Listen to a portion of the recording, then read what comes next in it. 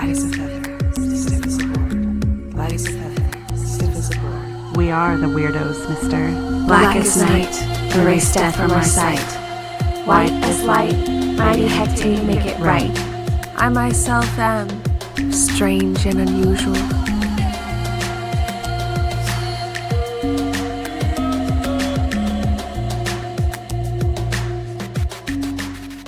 Cast a circle, spark some incense, and grab a cup of tea, because it's time for the Cousins Coven podcast. I'm Sharon. And this is Wendy. Welcome back to the Coven, you guys. So, Wendy, what did you have going on this week? Any fun stories for us? I do. I actually have a couple. So the first one, I found this really cool news article, or actually I should say my daughter found this cool news article and then she shared it with me. She said that there was this meteorite that was coming and passing Earth at the end of May, which I think happened this past weekend. I'm trying to look. So today, what's the date today? May 31st? It's June 1st. Yeah. So it happened May 25th, and I guess it passes Earth every 20 years.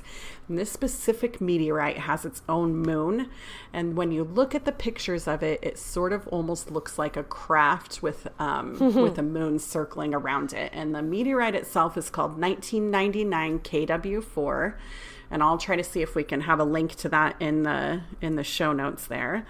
And that way you guys can look at it yourself. There was just something interesting about it. I guess that it, like I said, it passes every 20 years. What? Just looks kind of cool and a little bit different. Did you happen to look it up really quick? It looks like a Cocoa Puff with a tiny moon. I'm just like, circling what? around it. This weird shape, and it just kind of whizzes by. Interesting. And how often did you say? Every 20 years. 20 years. Interesting. Around the end of May. And so always at the end of May. Were you able to see it? I did not, because we had clouds. Yeah. It was kind of yucky, which was too bad. But typically you can see it with the naked eye?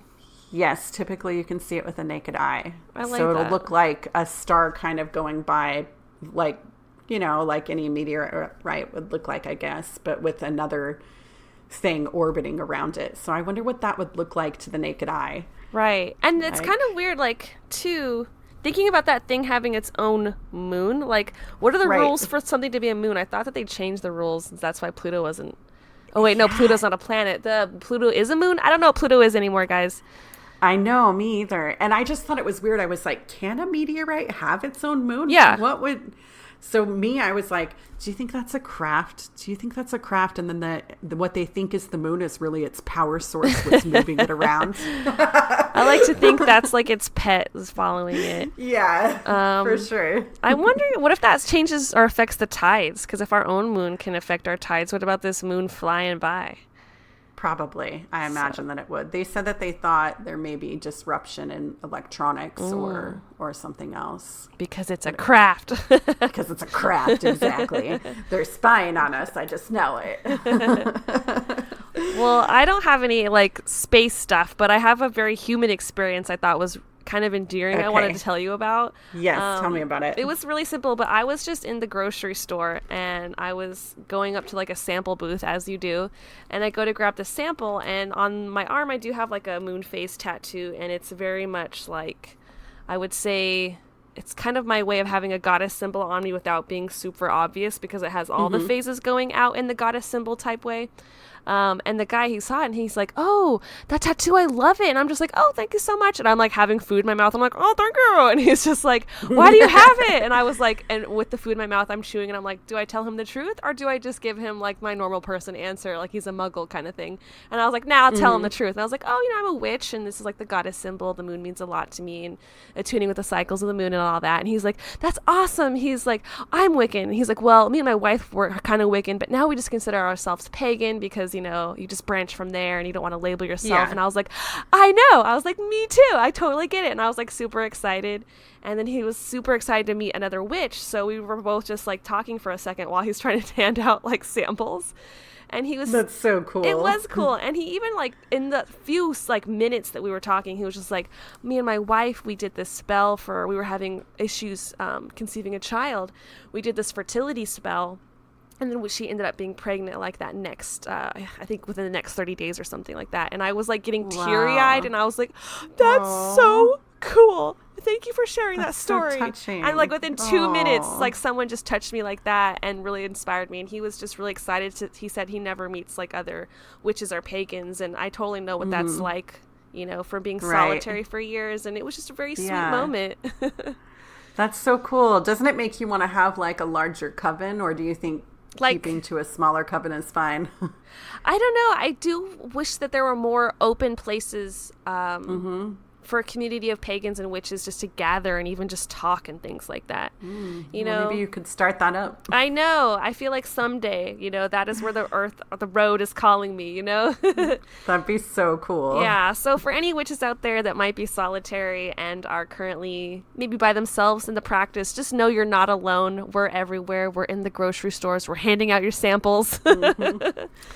We're teaching your kids in school. We are. We are. Yes.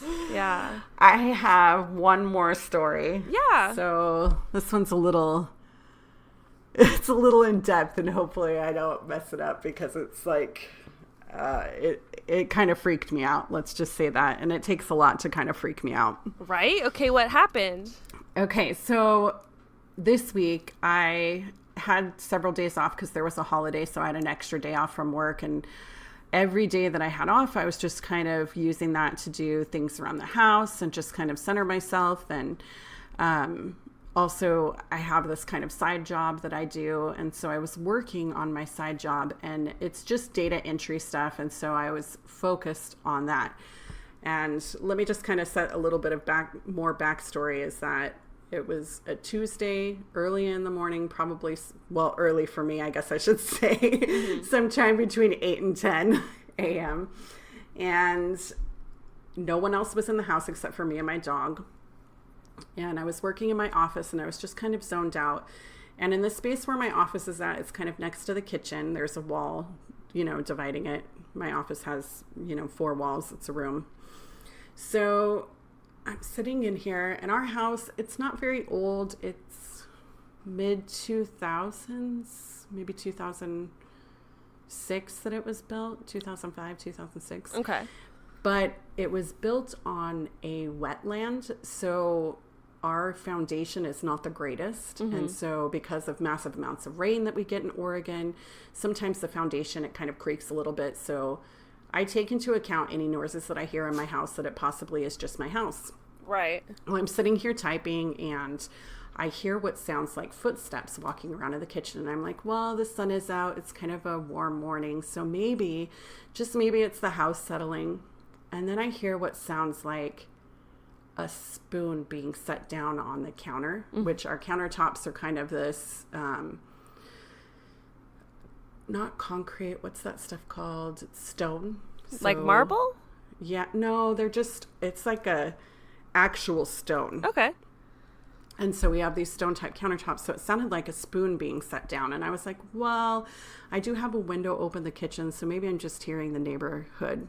You know, maybe there's a sound out there. And I'm full on, you know, just typing. And then from around the corner from the kitchen into my office comes this person. What? Like a full body? Like a full body.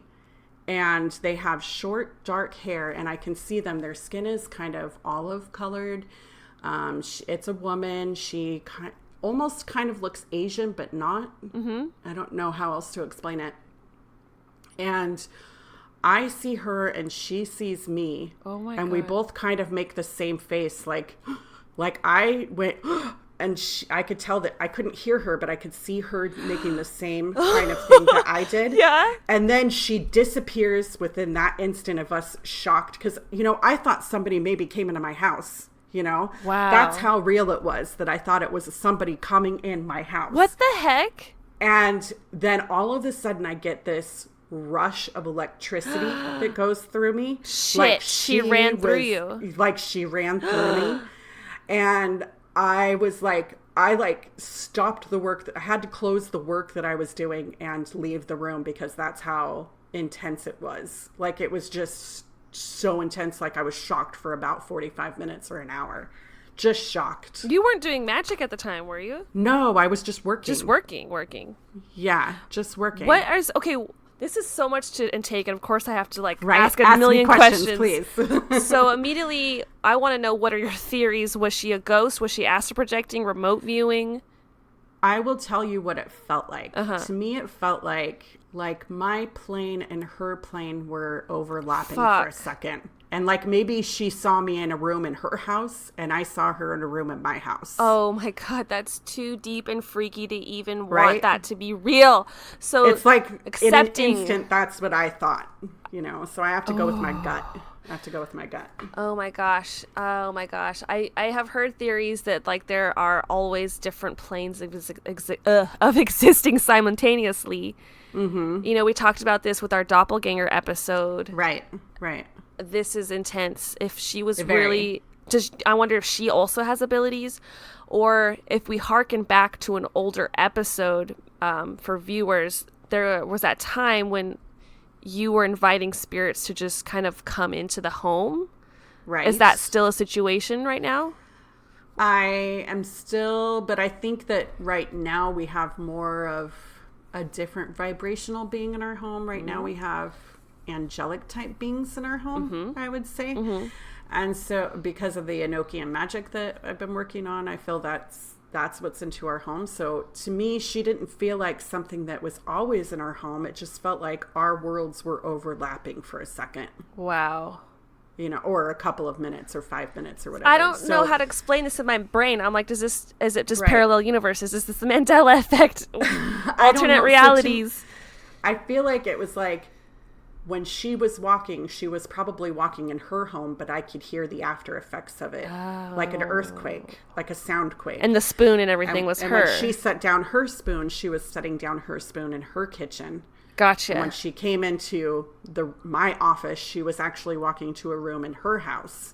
And so she was like, why are you in my house? And she probably charged at me because she thought I was an intruder. And I thought she was an intruder. She's like, bitch, get off my desk. So was there when you went into the kitchen, there was no spoons on the counter? No. Nope. But no you spoons heard, on the counter. that's a very But distinct noise. Right. That clink of a spoon is very distinct, but I didn't have anything on the counter. I'm not even sure how to handle this information. No, right. But I had to share it. Yes. No, thank you. And so she didn't have feet, basically, right? Because my monitors were in front of me, I couldn't see. Okay. It was but most likely. But I think that she was a full person. Yeah. And her disappearance, did she notice or register in her facial features? Like, ooh, I'm disappearing. Yeah. No. I think that she just charged towards me, And here's the other thing that I forgot to mention now that I'm remembering it, since you're kind of walking me back, is that afterwards I did go out into my living room, and my dog, I was like, did you see that? And my dog, she looked around behind me to see if she could see that other person. She's like, I saw the astral dog. Yeah. She's like, wait, where'd she go? Where'd she go? She didn't bark at her, which I thought was really strange. But, animals, not just dogs, but all animals can see, more than meets the eye, more for sure. than we, more than us. So she may see that other world all the time, for all I know. That would be crazy. Right? I mean, you've said in the past that she saw you when you were astral projecting. Right. Then she barked, noticed it. Wow. Are you gonna? It's a lot to take in. I know. So at this point, is your curiosity piqued? Are you gonna try to ever tap into that? Or are you just letting that be? I think it is me awakening more to other things. Because I obviously already believe in other planes of existence. So, and then after, so after all of this, and remember later in the week, I was working at my actual job and I was listening to a bunch of podcasts, and I did hear a woman that we've heard before. What's her name? That psychic. Adela Levine? Yeah, Adela Levine. So she was talking about afterwards how she had mentioned something about the planes of existence are starting to come together. And to me, that makes sense that she thinks, and she's been told that we are going to all exist at once. So if my mind is awakening, and each time that I'm doing magic, or I think of it like a video, my whole life is a video game, because that's the way that I speak sometimes. So I think of it as I'm leveling up. So because I'm leveling up in my abilities, that maybe you're unlocking new game triggers. Yeah. More side quests. More side quests. That's crazy. It just makes me think that if I didn't get scared. Would she have gotten scared maybe? Right. Would she have not gotten scared, and maybe she would have talked to me, and maybe I could have heard her. But when she gasped, I couldn't hear anything. Mm-hmm. Which is weird. You could hear the spoon echoing. Right. She audibly couldn't talk. And then the fact that she basically charged at you and disappeared. Yeah. Made me think that she was like, what are you doing in my home? And I was like, what are you doing in my home? Right. It's so weird. Because in her mind, she saw her home clearly, but she saw you. Probably. Me and her home. Right. And that's crazy. To think. That was just my gut feeling, is that that's what she saw. I seriously am wondering if you had a camera rolling, would it have caught her like a ghost? I don't know. Which would have been like a full crazy. And then she would have disappeared. We really need that shot through me. for our YouTube channel. Right. That's crazy. Anything else to add on that before we move on? Because that's just crazy stuff. I don't think so. Okay. I had to share with you. Yes. Yeah. Yes. Leave it to Wendy to always tell you the most crazy thing. It's like, I haven't talked to you in, a week, and you saw a body apparition in your house and parallel slips? Dang. Right. I met someone at a grocery store. Yeah, I think it's because we're doing this Enochian magic stuff, and each level that I do of the Enochian magic, the more and more that I'm awakening to everything. Yeah. I wouldn't doubt that, honestly. You're definitely doing a high-level magic.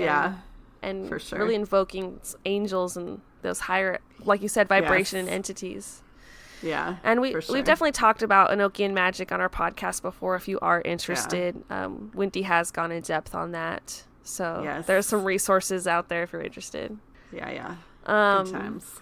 I do kind of want to switch gears here, guys, because let's do it. Today I really wanted to share with you my experience of going to New Orleans, digging for magic, and learning more about Voudou and Marie Laveau. And I just had such a great time in that magical city. Like, it is such a different place. I feel like the way it was built and the people that are there and just the different community there, it's really the only city that I can think of in America that's authentically magical, aside from Salem, Massachusetts, which kind of became magical, I think, in the 60s and 70s because of I forgot that witch's name right now. I wanted to say Doreen Valentine, but that's not correct. Oh, Laurie Cabot. Laurie Cabot started kind of popularizing and flipping the script on the whole witchcraft trials, and opened up those witch shops, and that became a witch haven because of her. But with New Orleans, voodoo was just heavily practiced there. And there's just so much magical energy. There's so much paranormal energy, so many haunted places, so much history. And when you're there, you just feel that energy. There's really awesome food and all the badass architecture I just freaking loved, because all the original storefronts you can't mess with. You can't mess with any of the architecture in the house, and you have to, by law, keep it like how it was. And then homeowners and business owners are allowed to gut the insides and flip them and make them more modern. But all of the outside buildings are basically in that old pristine condition with the hurricane shutters, and they all have different paint colors, and it's just really, really cool and unique. I think anytime you see a picture of New Orleans, you just know, you're like, oh, that's New Orleans. Right, exactly. So tell me what the weather was like, because I've never been there, but I've heard it's really warm all the time. It was humid, I'd say, and warm, a little more humid than it is here in Texas. And I was going springtime, I guess, and it was pretty good, so not too hot, and it wasn't raining or anything like that, so it was a really good time to go. Cool. And I did end up going, I would say, your typical tourist kind of areas. So I will be the first to admit that I was going into, tourism basically. And I was trying to stay in kind of more the local vibe places to go eat. I was trying to see where the locals would go eat, ask them around what kind of places they would go. And even the house we were staying at, it was like a bit of a, like 20 minutes away from like the French Quarter. So we're close to it, but we were still a little bit more in like where locals would actually be eating. And I could tell that, like, just like Salem, Massachusetts, New Orleans is using voodoo as like a tourist thing. And they're kind of just selling voodoo dolls, and they're just plastering like Marie Laveau's face on postcards and t-shirts and like selling it to you. But I'm like, I know this isn't authentic because their sign would say like voodoo, which isn't actually like the correct pronunciation for things. It's like they would spell it Voodoo. And I think with Voodoo, it's supposed to be like Vodou, and a little bit of a difference there. And so I would just be popping in all the magic shops. Like before I would go, I was Googling every single one, and I'm like, I'm going to go in here, I'm going to go here, I'm going to go in here. And like, because I've been a witch, I've been practicing magic, I might not have been practicing voodoo, but I can tell what's authentic and what's not. And I still loved every bit of it, because like I would go into this one store, it was called like the House of Voodoo. And there's this behind a glass case, it's like this giant statue of Baphomet. And, like, you could throw your dollars in there and leave little donations, and just having all these little magical supplies everywhere. And so I was just, like, walking to all the little shops. And there was this one called Hex, which ended up being my favorite. And it's definitely more pagan flair and very authentic. They had all these different candle colors. They even had, like, keys, all these grimoires and journals and things like that. And I found out that they only have 2 stores, one in New Orleans and then one in Salem, Massachusetts. Oh, that's cool. And their stuff Very was cool. legit. I was like, oh, this is my magic right here. This shit's good. But it was really cool just kind of going around and messing around with New Orleans and going to the tombs and all that good stuff and going on tomb tours. I really enjoyed it.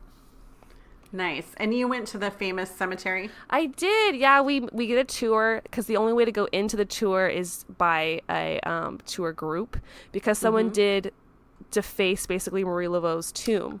Like, what the heck? I think how disrespectful. Yeah, they decided to mark it by painting it with like some sort of pink spray paint, and what that did was like trap all the moisture in there, so it was going to basically destroy everything.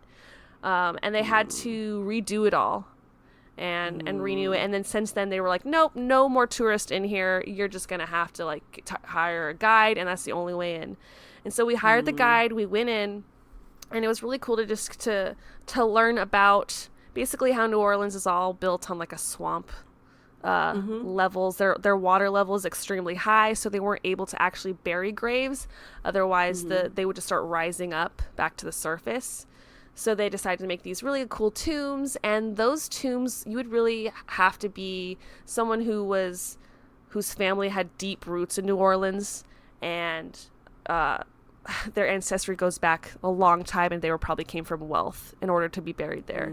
And so there's a lot of history, a lot of famous people they'll stop by, but like the most famous one is Marie Laveau. And if you're not familiar with her, she is known as the Queen of Voodoo, and she's kind of synonymous with I would say voodoo in New Orleans. And so a lot of people will just go to her grave, and they'll try to mark it with an X. Back in the day before it was redone, they would try to mark it with an X or leave like a bobby pin or a hair tie, because the rumor is that she was a hairdresser. So people try to think, oh, let me leave her a bobby pin for a blessing. Gotcha. So it's these really weird like little legends.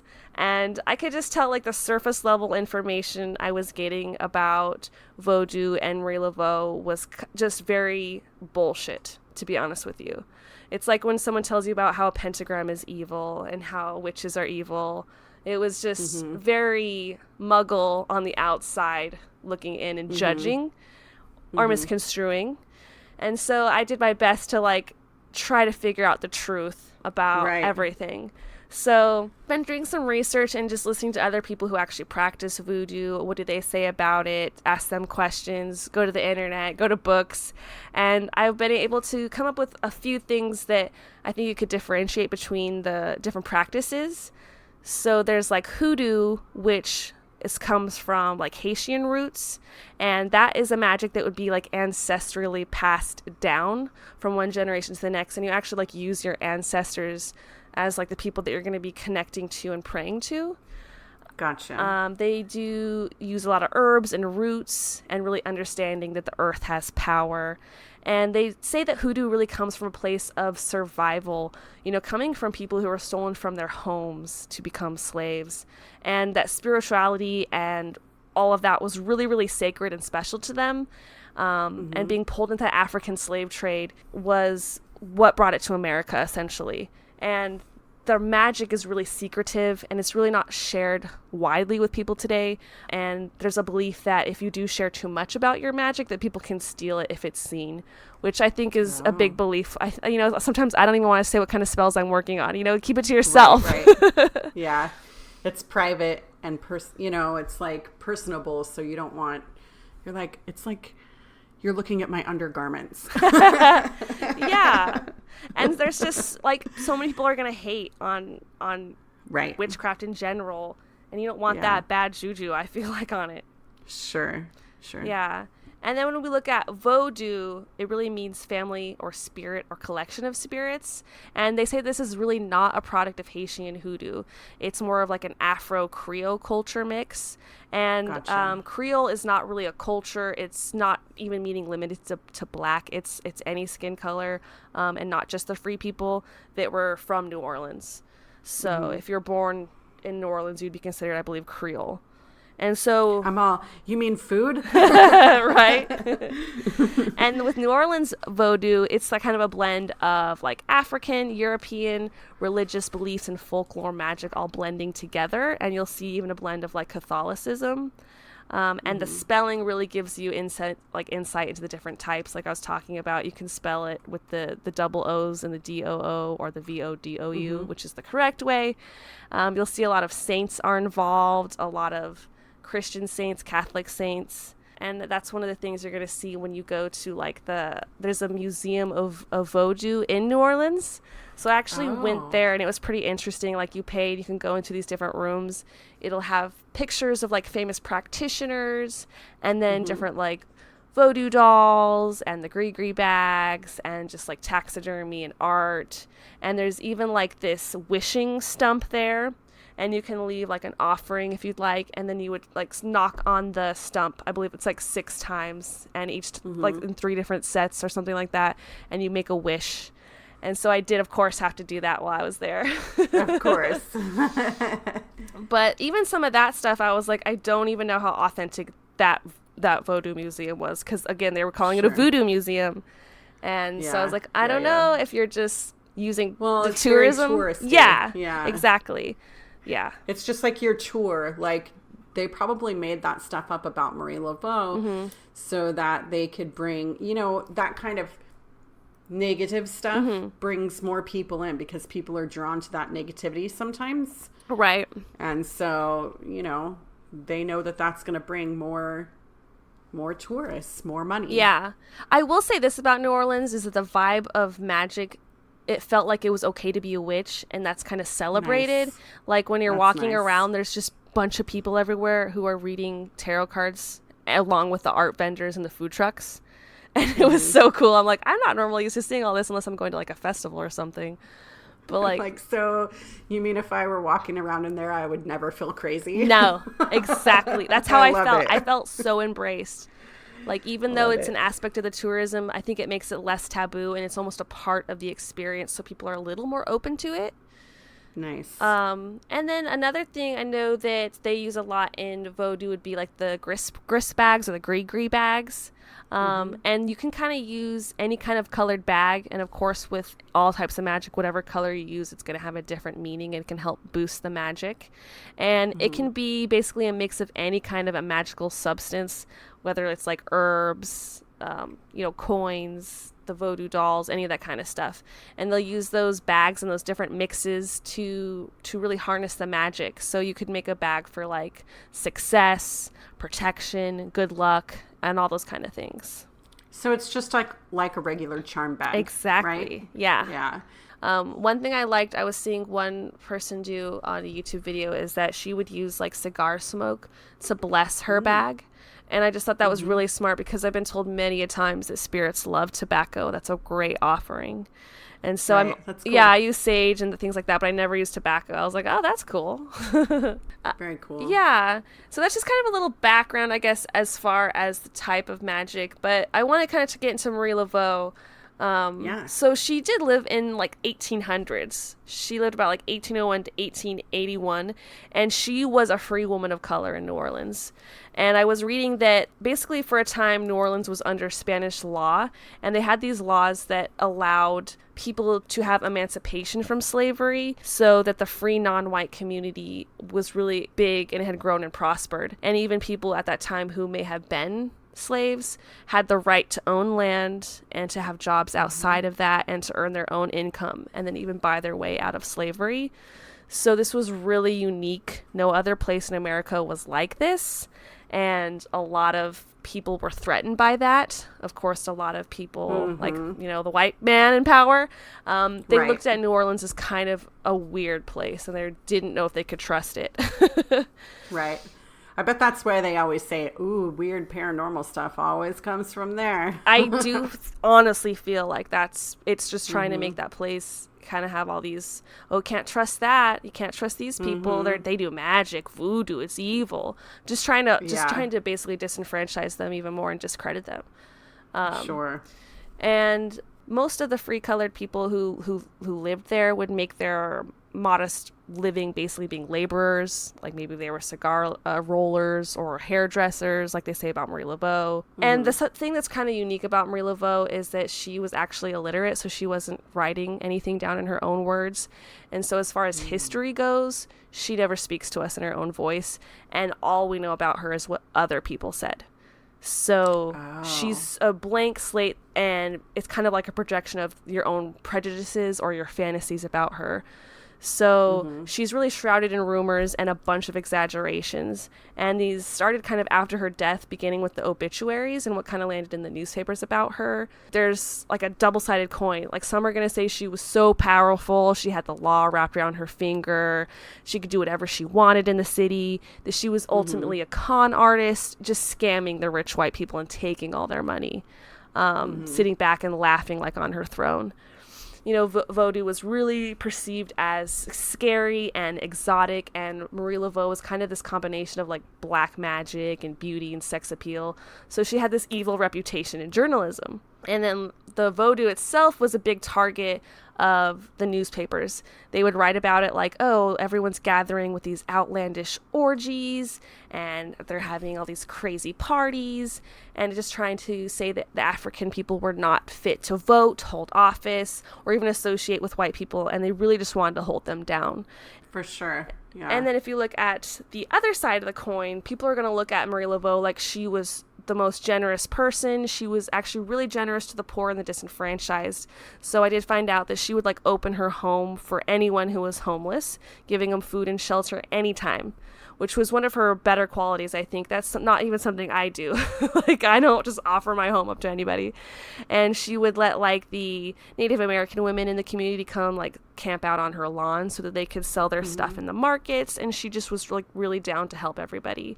And she would even go to like prisoners and pray with them and try to comfort them in their last hours of need. And she would even plead to like help free people at times. During like these yellow fever epidemics that were crazy at that time, she was a healer and a nurse, and she would actually use all of her knowledge about herbs to help people by making them like teas and everything like that.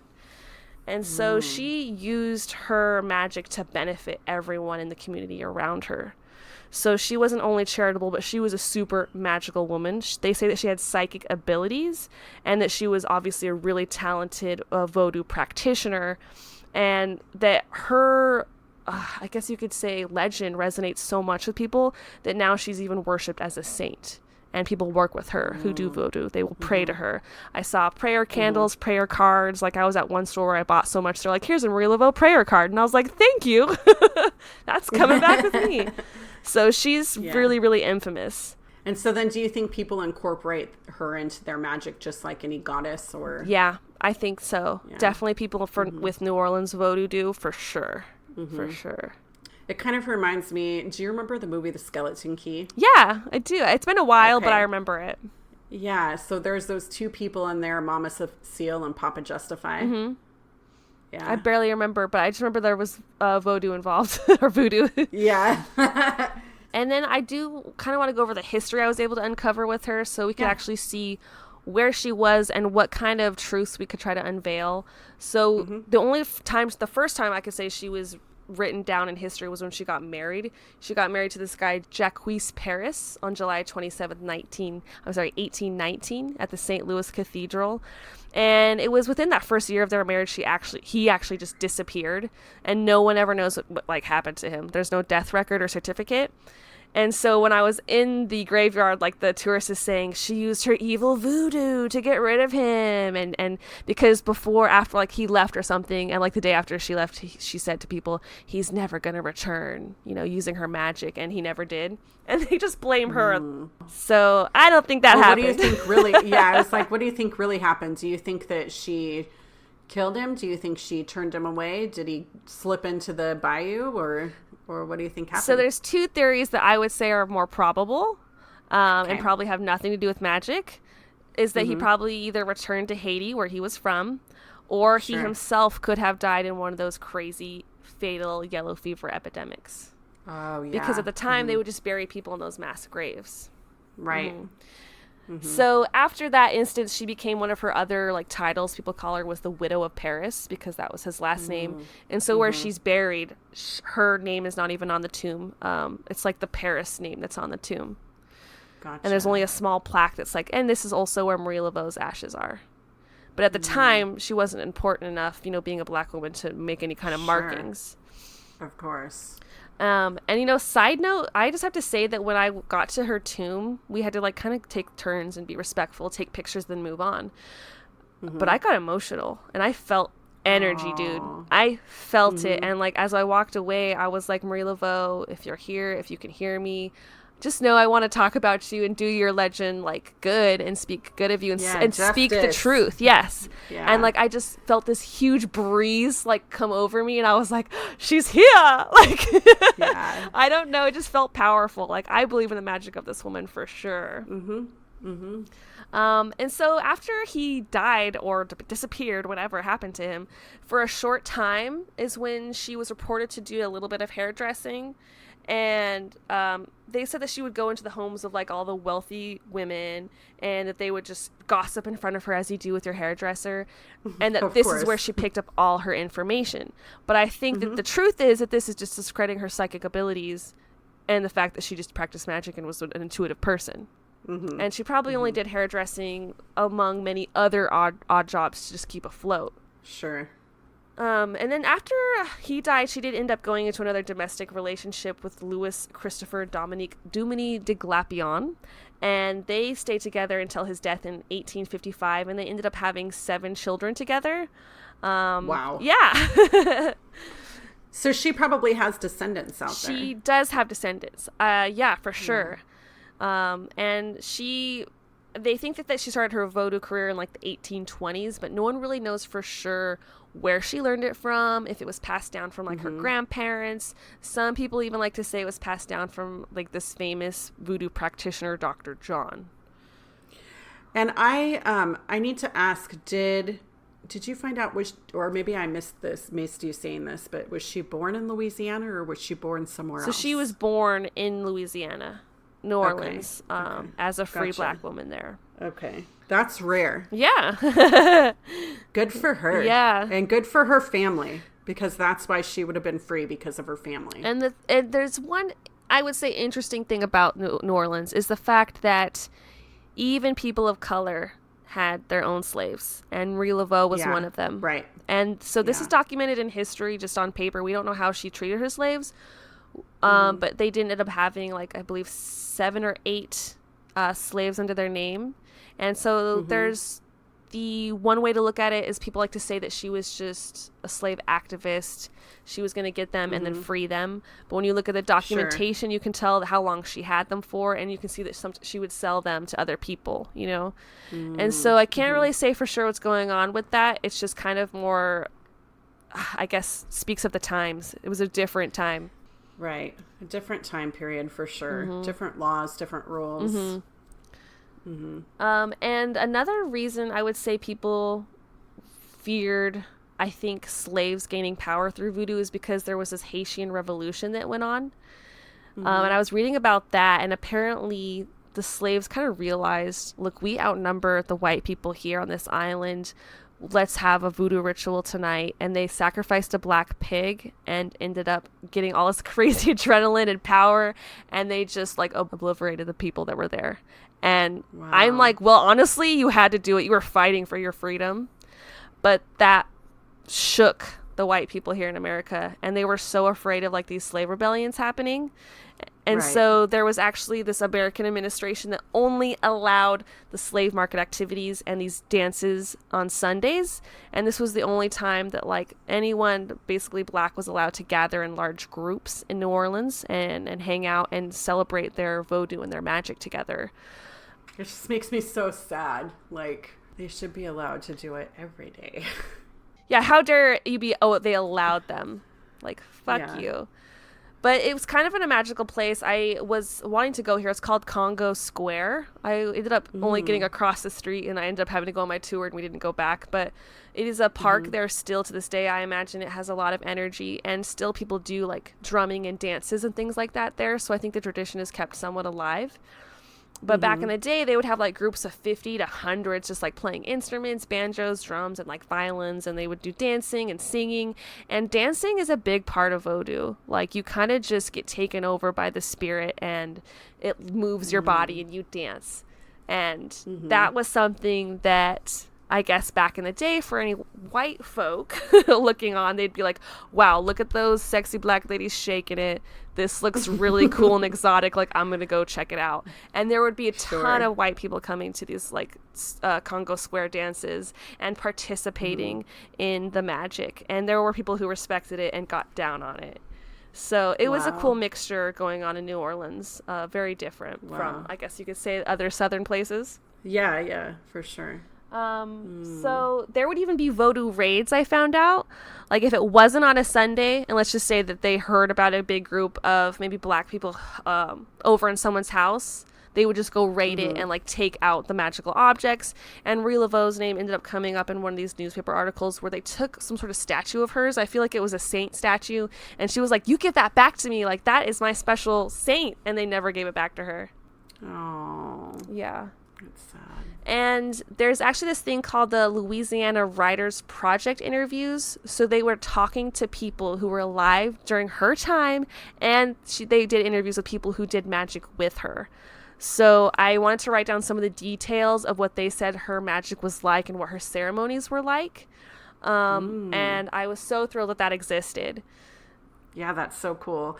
And hopefully it's nothing like on TV. Like, I always thought, I mean, what did we watch? American Horror Story, and they always were like doing the naked magic or whatever, which is fine.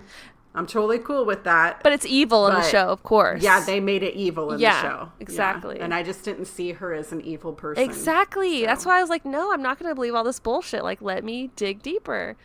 Exactly. So she would have her own like ceremonies in her house, and they said that they would have like ritual salutations between the priest and the attendants. So I'm assuming some sort of alcohol was involved.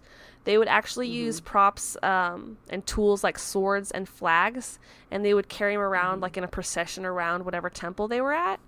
And they would pour like the liquor into the earth as an offering, and they would draw these symbols called the veve on the ground to summon the spirits. And I did see some of these symbols there. They're like pretty circle sigils. Just imagine like a sigil. It's kind of like that. And they're actually kind of pretty, right? They are very pretty, yeah. Yeah. Intricate. There was, of course, music involved. They would even use Roman Catholic prayers, because you have to remember this is a mixture of a lot of religions coming together. Sometimes there would be animals that were sacrificed, and then they would invoke their gods and their spirits. The Loa? Exactly. And then they would communicate with the members of the Voodoo congregation through spirit possession. So that's when they feel like they take over them, and they'll dance and just kind of let their body move and be taken over. So they would also do a feast afterwards. And the Voodoo priest and the priestesses would give like consultations to whoever was there. They would do like these healing ceremonies. They would do the gree bags and do like different charms for them, just depending on what they wanted. And they would do all kinds of magic. So if you were having like relationship issues, money issues, whatever you needed, they would help you out. Wow. And different clients had the same type of story, so it all kind of added up. And they said that her rooms would be filled with these altars, and she would have candles and saints, and different rooms would have different types of altars. So like in the front room, she might be doing stuff for like good magic, like money making charms and husband holding charms, that she even had like Saint Peter on the altar. But then in the back room, she had an altar kind of for her banishing magic, or what you could perceive as maybe like the negative type of magic. So she didn't like mix those two energies, which I think is really smart. Yeah. Awesome. Yeah. She's like, keep that in a cabinet. Yeah. And even though they were only allowed to gather Sundays, every Monday, one of her coworkers, Charles Raphael, said that they would gather and they would have like a feast spread on a white tablecloth on the ground for the spirits. And they would do stuff like congri, I think is how you say it, which is rice and peas, apples, oranges, and red peppers. And they would have candles placed in all four corners of the room. And the candle colors just kind of depended again on the ceremony. He said they'd usually be red, blue, green, or brown, but specifically they would never use white candles. I'm not sure if that's 100% accurate, but those are his words. And then the color of Marie Laveau's dress would even depend on the work that she was doing. So she would wear like brown for bad work, is what he said, white or blue for good work. And then like all of the people working with her would do the same coordinating outfits. I think I saw pictures of her in a mustard colored dress once too. Okay. Yeah, I see her in a lot of blue as well. And then one thing I would say American Horror Story got right is that she did have a big chair that she would sit in. Yes, the throne. Yeah, so she would sit on that badass throne. She would tell the people to ask for what they wanted, sprinkle them with rum, and then kind of start these dances. And the witnesses noted that there would be a lot of white clientele, more than there would be colored clientele coming to her. Absolutely. So I don't know if that's just because kind of like how I feel like I don't go to other witches for magic, I do my own. So maybe everyone else is doing their own voodoo, where the white folk were like, let's go get some voodoo done for us. Yeah, because they probably were looked down upon because white people were probably forced to be Catholic. And so they couldn't do, Catholics would probably look down upon them if they were doing their own magic. But they could pay somebody to do magic for them. Exactly. Without breaking any rules. Yeah, and they probably, some of them would feel the need to sneak in and maybe wear something that, like glasses, so people could tell it was them. Right. And another rumor about her I kind of wanted to mention is that she has this legend, I guess you could say, about having this big pet snake that she would dance with named Grand Zombie. And that's like a snake god, and that he could bring sickness or health, good or bad fortune, love or death. And this was something that was in the Voodoo Museum, and I was kind of like, I don't know about this. And so two of her, I guess you could say, co-workers, they said that she never kept snakes in her home or never ever used them in her voodoo ceremonies. Interesting. So I don't think that's a real thing. I think that's one of those legends that got tacked onto her. Sure. Such as the time period. Yeah. I mean, it sounds really cool, you know. Yeah. It's a really great imagery. Right. For sure. And she would make, of course, the gree bags. And so in hers, she would include like roots, herbs, a lot of hot peppers, sugar, salt, animal bones, graveyard dirt, gunpowder, pins and needles, that kind of thing. And then after the magical work had been accomplished, if it was necessary to pay off with any offering, they would use the liquor, flowers, or coins. So, and then like you were saying, Marie Laveau had those children. So her Marie was a really popular name back then. And one of her daughters, it's believed, not confirmed, that she took on the title of Marie Laveau and just kind of, Maria retired and stayed in the house, and that this young Marie was seen on the streets. And people started reporting later, in her later years, like, I don't know, like the 1860s, that there was a younger, more beautiful Marie who was a little ruder, charging more, and doing all sorts of magic. Sure. And so people think it's a daughter that did that. Yeah. Instead of her just, you know, using a youth spell. Yeah, exactly. Exactly. Yeah. Yeah, and so there's even rumors that she's not buried in the #1 St. Louis. So, like, no one can really agree on Marie Laveau. But I honestly feel like I believe that she was a magical woman and a charitable woman doing her best and was probably damn good at it. Right. Very cool. Yeah. I know you, like you said, you did a little digging on Dr. John, and he's someone I don't really know too much about, and I would love to know more. Yes. So I got my information from this website called conjuredoctors.com, and they had quite a bit of information based on a book that was written by somebody who either knew him or knew a lot about him because his family worked for him, potentially. Okay. So I feel like I found some really good information. Some of it I had to weed through and be like, was this right or not right? So the thing about him was, I guess, because he wasn't born in America, they can't really say when he was born exactly, but they think he was born around 1815 and died around 1885. I read some reports that said that he was over 100 years old when he died. Of course. But the reality is he was probably only about 70. The book was called Dr. John Montigny's Grimoire. And cool. Did it have, like, spells in it? Yes, I believe that it did. I didn't actually read that far into it, but it was free online. So I just kind of went through and read a little bit. Unfortunately, I didn't have a chance to read the whole thing. But they listed that he was known by many different names. Like, he could have... so it was really hard to say, like, they were saying that he was born, I mean, not when he was born, when he died, that he was also buried in the same cemetery as Marie Laveau, that cemetery #1. But when I was researching, because they have records online, when I was researching, I couldn't find anybody with any of his names. So I was like, okay, was he buried there, or did they just want you to think he was buried there? Yeah, because they didn't even mention that, of course, on a tour. I mean, there's probably so many people buried there. Exactly. But that would be really cool. I didn't know he was supposed to be there. Yeah, so he was supposed to be there. So I'll give you a little bit of backstory about him.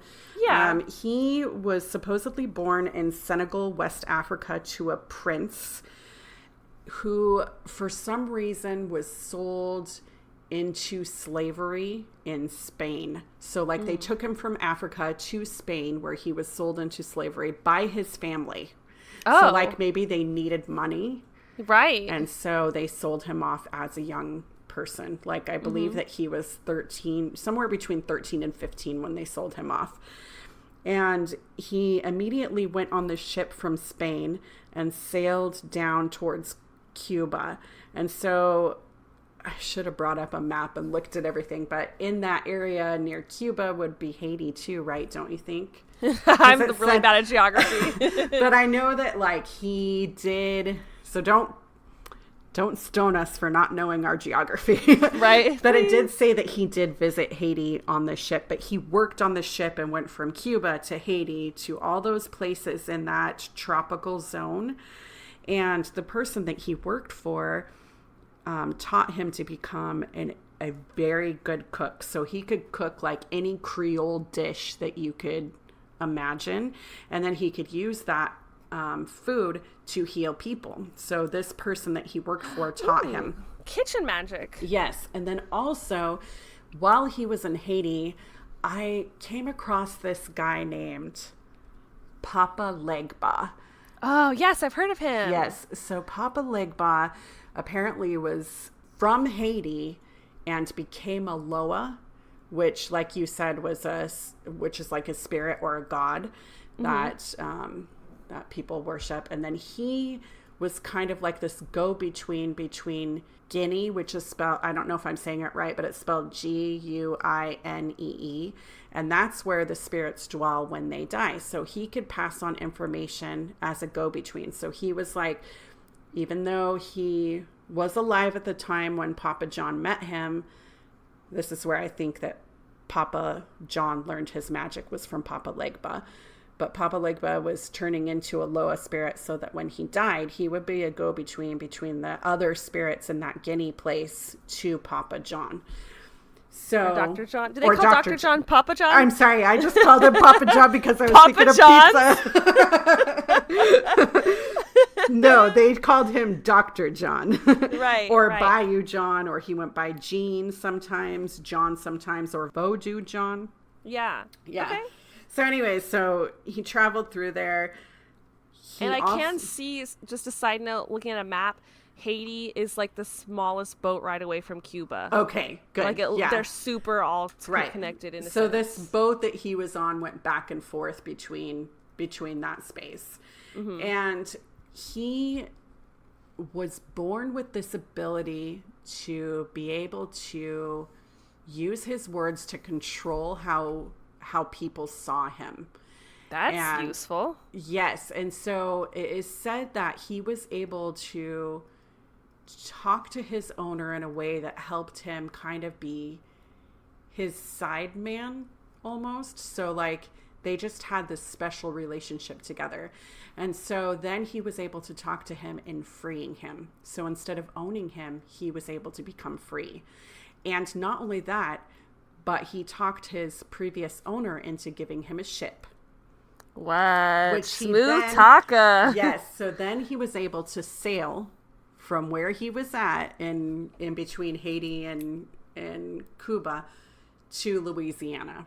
Nice. So while he was in Louisiana, he was able to use his magical abilities and his knowledge of herbs and stuff to be able to heal people. So people came to him. This is why he was known as Dr. John, is because people would come to him for healing purposes.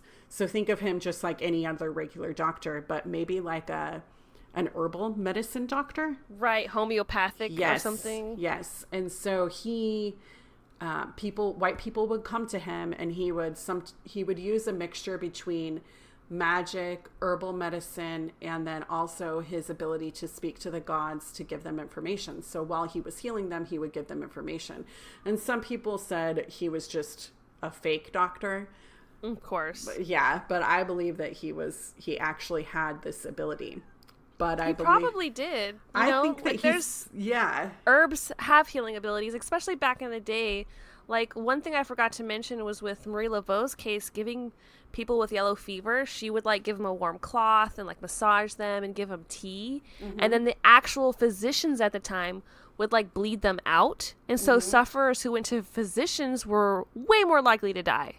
Sure. So she was actually curing people. And I think back in the day, doctors didn't know what the hell they were doing. I bet you're way better off with Dr. John. Oh, absolutely. So the white people would give him large amounts of money. So they'd come to him with all sorts of sicknesses, and then he would take their money. And so then he ended up buying this large portion of land. And that's where it becomes a little bit sad, because he started meeting all of these women. Mm-hmm. And he ended up having 15 wives, which he used as slaves. What? So and they were not just of color, they were also white. So he talked these women, and I'm just imagining that he must have been this hot dude. Like, he's just like, hey, ladies. Right? I mean, like, if he really does have these persuasion powers. Right. That is crazy. Yeah. So he had these 15 wives that he used as slaves, and each of those wives had all of these children, which in turn became slaves. So his family were his slaves. Oh my gosh. There was no notice of him having other slaves. They were just slaves of his family. Mm-hmm. So like I said, he gained all of this money, and he continued to do that even after he achieved all these wives and all of this family. He continued to use his abilities to gain money, and then he would just spend that money frivolously. So on whatever he wanted. And he owned several businesses, or stakes in several businesses. So he would first do it smartly, and then he'd use that money to gamble and see other women and drink a lot. At least that's what I read. So then he also had this ability to conjure anything he wanted just by simply writing it on a piece of paper. So if he wanted... manifesting. Yes. So he was able to just write it down. And people said that they would sometimes see him at night. Like, he didn't sleep a lot. And so at night he would walk around. People would say they'd see him walking in the neighborhood, and that they would just see him staring up at the sky, up at the stars, talking to them and doing kind of these weird dances. And like, he was talking to different Loas, and those... gods were giving him information so that he could tell it to other people, or that he could use it for his own personal gain. That's cool. Yeah. And a lot of people today conjure him to learn magic, his type of magic, and he responds in his death that he became a god himself. I believe he became a Loa. Yeah. Yeah. And so people call on him to do all sorts of things. Well, that's kind of what I learned about him. I know it wasn't as much as Marie Laveau, but... Oh, man, I appreciate it because I wasn't able to find out anything really about him while I was there. I was so focused on Marie, and I felt like she was hard enough to uncover, so I really appreciate that. Yeah, not a problem. I just think, and you said that they work together, and I guess that's why when I read about him and having some sort of contact with Marie Laveau, I seriously thought of the Skeleton Key and Papa Justify and Mama Cecile. However, they weren't... Maybe that was, like, that could have been based on, you know what I mean? Yeah. Even though they weren't romantically involved. Yeah. Or maybe they were, we just don't know. Right. I mean, they had to have run in the same circles. Oh, man, I would love to see an actual good movie or show about that culture and them, like, meeting. Oh, that would be so cool. Yeah, so cool. So, did you find any descriptions of him? Like, did he wear, like, that top hat kind of imagery and things like that? Or did you know what he would look like? Some people said he wore a suit and a top hat, and some people just said it just depended. Okay. Like, when he was at home, he would dress differently than when he was out. And he did carry a medicine bag with him when he was out in public. That's so cool. Yeah, wherever he went. So, but sometimes people would come to his home. So I think that it just depended. And he did own quite a bit of land, which he ended up losing later on. I did read, it was kind of sad, like, because of his frivolous manner. He ended up getting sick in his older age, and one of his children had to end up taking care of him. Like, he had a falling out with most of his kids because none of them really respected him. I'm sure. So he had to plead with one of his older sons to be like, please let me stay with you. Wow. You know, he definitely sounds like someone who did have power, but like you said, was overindulgent. Yeah, and just a human, you know. Yeah, just a human. Yeah. And I think he did better after, like, I feel like maybe he atoned for himself after death. So, yeah. Which is what we're all going to do, I'm sure. Right? That's what they say. Pay for him in the next life. Yeah. Well, awesome. I'm really glad we finally got to talk about Voudou and try to just dive deeper into different types of magic. Yeah. Love it. Yes, well, thank you guys for joining us today. As always, we really appreciate it. And you can always follow us on Facebook, YouTube, or Instagram at Cousins Coven. And you can even go over to our blog, cousinscoven.home.blog. You can sign up for our newsletter and stay in touch with us and just kind of get more insight into what we're researching and different types of magic we're doing. And next time on the show, we will have a chilling discussion about the tragic Salem tale about local Lucy Jellison. So join us next time. Yes. May you find happiness in your heart, love for yourself, and joy in each other. Blessings to all.